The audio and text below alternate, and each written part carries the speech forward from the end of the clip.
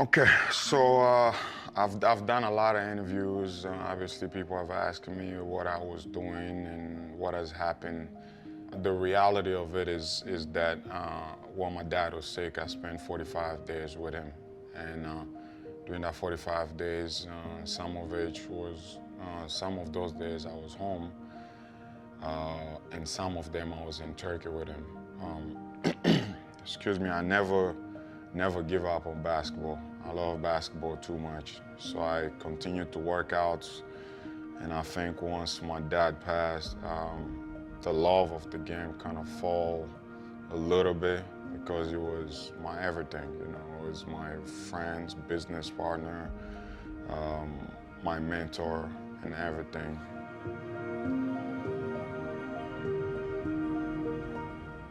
One thing that really stick out of my mind is that every day I go to the hospital back home to take care of him, I was always asking myself, what about these people that can take their family members out? So while I was trying to figure out how to find something that would motivate me this year, I remember one day I picked up the phone and called my agent and said the only way I would do it this year was if we find a situation, one, that I'll fit in, and two, that I will play for something. And I wanted to make this year about my dad because my dad spent most of his life making his life about me, my brothers, my sisters, and servicing people. This year, really, I wanted and I had the desire, and my motivation was to make it about him.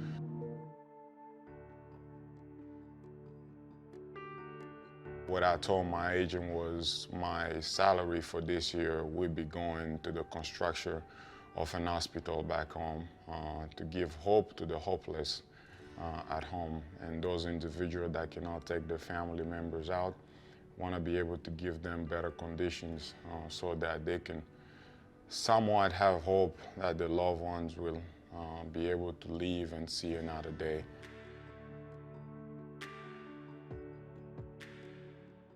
I chose to wear number 18, because 18 was my dad's birthday. He was born in June 18th, 1960. So I was just trying to find ways to make this year about him.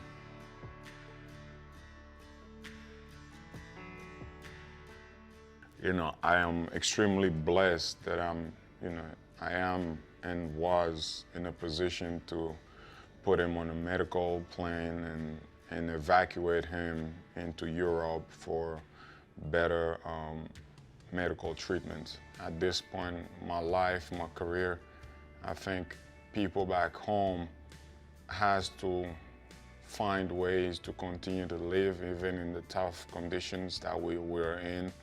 Obviously now it's the pandemic, but one of the things is that, you know, I want to give these people better conditions by building an hospital that would be named after my dad. The reality is, you know, I wanted to gift him something that will continue to service people under his name.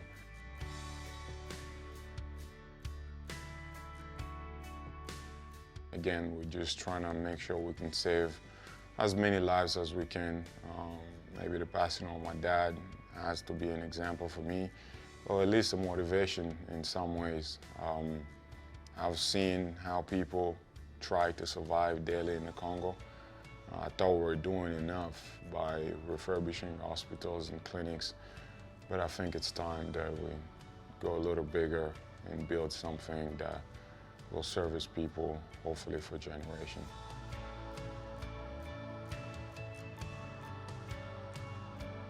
To all doctors out there, to all hospitals out there, please help me if you can. If you know somebody that can help us accomplish this idea of ours, or perhaps now that become a vision, please reach out to us and we'll be more than happy to figure a way to work together.